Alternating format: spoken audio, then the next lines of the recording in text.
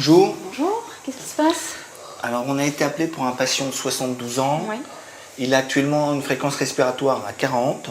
Oui. Quand on est arrivé sur les lieux, le patient avait une saturation à l'air ambiant à 74%, Oui. une sudation abondante. Le patient avait du mal à parler et avait des extrémités cyanosées. D'accord. Donc, on a dû le transporter assis. C'est un patient qui ne voulait pas s'allonger. On lui a mis 15 litres minutes d'O2. Sa saturation est remontée à 94%. Et son état de conscience semble se détériorer. D'accord, ok. Le patient présente une sudation potentiellement due à une hypercapnie. Il utilise ses muscles respiratoires accessoires, sternocléidomastoïdiens, et présente une asynchronie thoraco-abdominale. Monsieur, vous m'entendez?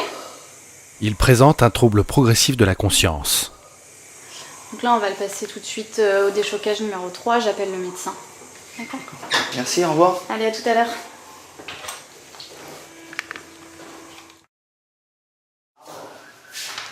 C'est une détresse ventilatoire chez un homme de 72 ans avec trouble de conscience, c'est bien Oui. ça? Oui.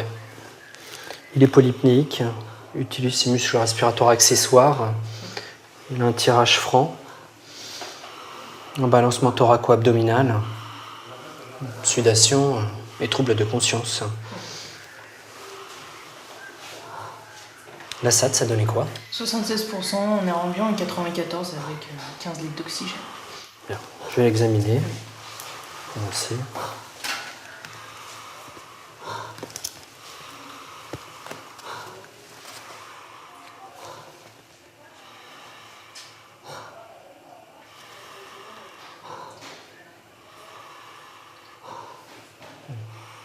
Il siffle.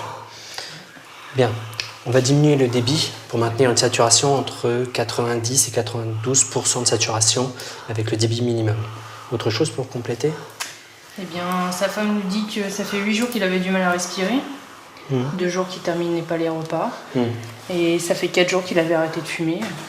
Ça s'était pas produit depuis 25 ans.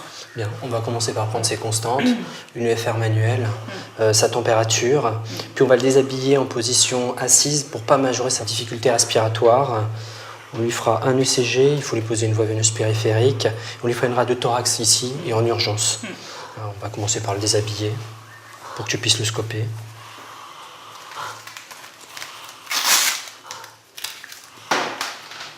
Attention monsieur, on vous déshabille. Le masque à haute concentration a levé l'hypoxie, mais certains patients BPCO, soumis à de trop fortes concentrations d'oxygène, sont à risque élevé de développer une hypercapnie majeure, d'où la somnolence progressive. C'est pour cela que le médecin réduit le débit le plus bas possible pour atteindre un objectif de saturation de 90-92%. Une décompensation de BPCO peut mettre à jour une BPCO latente, non encore identifiée. Face à toute décompensation respiratoire, le diagnostic de décompensation de BPCO doit être envisagé. Évitez le moindre effort supplémentaire ou la position couchée pour la mise en condition.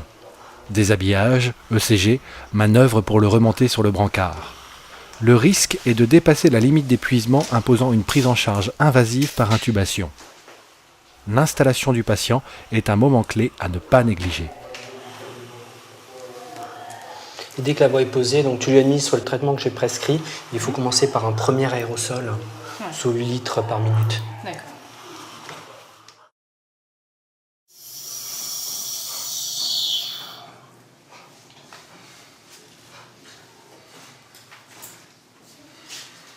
Monsieur Lefebvre, vous m'entendez? Ouvrez les yeux. N'essayez pas de parler, monsieur Lefebvre. Concentrez-vous sur votre respiration. Nous allons vous aider à passer ce cap difficile. Faites-moi juste signe de la tête pour répondre à mes questions. Est-ce que vous avez mal quelque part? Votre épouse a dit aux pompiers que vous fumez et que vous avez plus de difficultés que d'habitude. Est-ce que vous toussez? Vous crachez? Est-ce plus que d'habitude? Et vous avez fait de la fièvre? Vous savez pas. Vanessa, tu pourrais venir lui prendre une température, s'il te plaît? Tiens, le CG. Merci. L'anamnèse et la clinique sont en faveur d'un patient souffrant d'une BPCO d'abord exacerbée à domicile, puis décompensée. À noter que le patient ne se plaint pas de douleurs d'allure cardiogénique et que le CG n'est pas en faveur d'un infarctus. 37,8.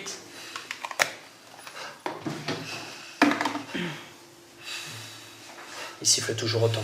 Ouais.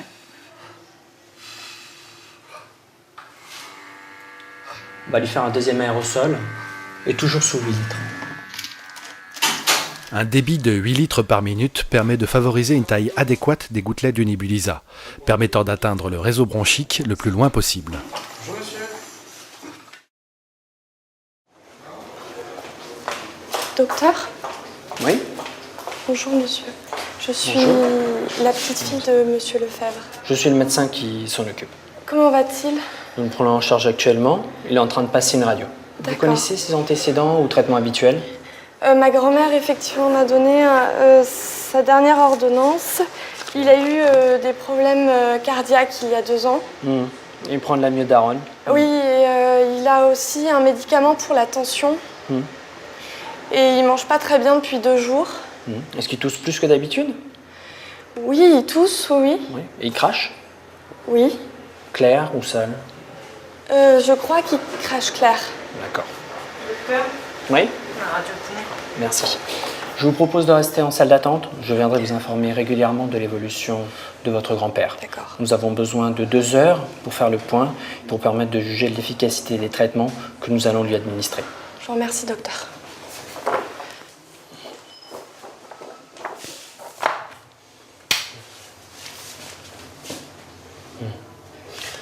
Il n'y a ni pneumothorax, ni foyer de pneumopathie. C'est bien. Par contre, le diaphragme est bien aplati.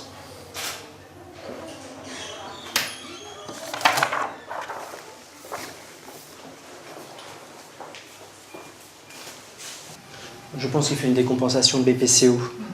L'utilisation de ses muscles respiratoires accessoires, sa respiration paradoxale et les signes cliniques d'hypercapnie nécessitent que nous nous soulagions. C'est une bonne indication à la VNI à 2 niveaux de pression. Ça ne devrait pas poser problème puisqu'il est hémodynamiquement stable, coopérant et ne présente pas d'autres contre-indications. Vanessa, tu peux aller me chercher le kit d'urgence V-Life Lucinac, s'il te plaît? Monsieur Lefebvre, nous allons vous mettre une machine pour vous aider à respirer. Vous allez avoir un masque. Cela peut vous surprendre parce que de l'air va vous être poussé au moment où vous allez inspirer. Et vous allez voir, cela va vous aider à mieux respirer. Il ne faudra surtout pas parler, car cela risque de perturber la machine qui doit détecter lorsque vous inspirez. Si vous voulez parler, vous nous faites signe et on arrêtera temporairement la machine. Est-ce que c'est bien compris? On va essayer différentes tailles de masque pour voir celle qui lui convient. La taille de masque est très importante pour le confort du patient et pour limiter les fuites. Donc, elle doit comprendre la largeur de la bouche, la racine du nez et la fente mentolabiale. On va utiliser un masque vert. Merci. Parler, tousser ou bouger peut perturber le trigger et être responsable d'une asynchronie délétère entre le patient et le respirateur. Connectez le robinet sur l'oxygène.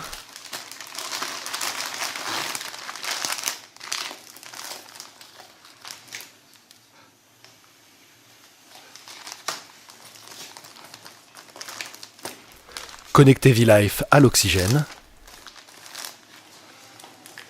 Insérez la connexion rapide dans V-Life. Ouvrir l'oxygène au maximum. Fixez le masque sur le kit à usage unique. Appuyez sur On. Appliquez le masque sur le patient. V-Life démarre en mode VNI 2P avec les pressions préréglées du protocole de votre service.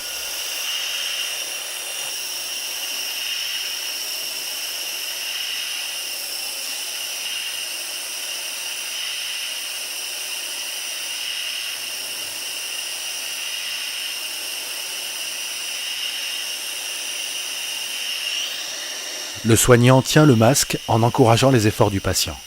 Lorsque le patient aura accepté la méthode, le soignant pourra fixer le masque et le harnais. Docteur, voici les gaz du sang. Oh, merci. Cela va dans le sens de notre hypothèse. Il y a une acidose respiratoire avec un pH à 7,31, une hypercapnie à 78, La PO2 est à 119, le CO2 total à 33.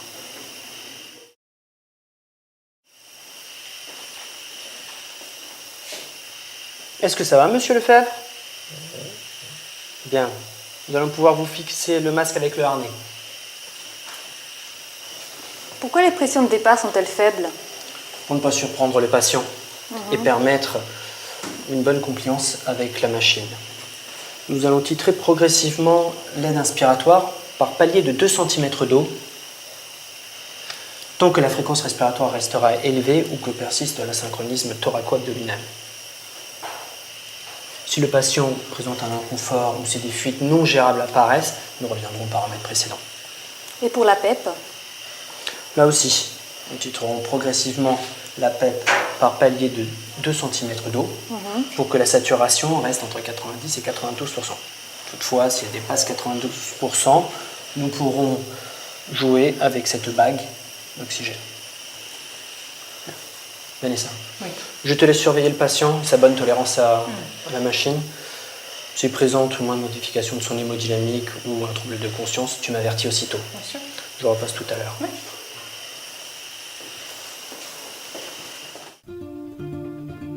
Le fonctionnement de V-Life est très intuitif. Pour augmenter ou diminuer l'IPAP, pression en haut de l'écran, appuyez sur la touche plus ou moins en haut de l'écran, puis sur OK. Pour augmenter ou diminuer l'EPAP, pression en bas de l'écran, appuyez sur la touche plus ou moins en bas de l'écran, puis sur OK. Si vous ne validez pas par OK, la pression revient au bout de 30 secondes à la pression précédente. V-Life indique également la charge de la batterie et la fréquence respiratoire. Pour faire varier la FiO2, tournez la bague pour choisir la FiO2 en fonction de la saturation du patient. V-Life offre une large plage d'utilisation de 100% à 30% de FiO2. Ça semble aller mieux. La FR est descendue à 20 par minute et il fait moins d'efforts pour respirer. Bien. On va pouvoir faire une pause et arrêter la machine. Monsieur Lefebvre, nous allons avoir besoin de vous surveiller de près. En fonction de l'évolution de votre état respiratoire, il est possible que nous ayons d'autres séances de ventilation à faire. On verra ça de façon ultérieure. D'accord? Les critères d'arrêt de la VNI2P sont baisse de la FR, moins de sueur, peu ou pas d'utilisation des muscles accessoires.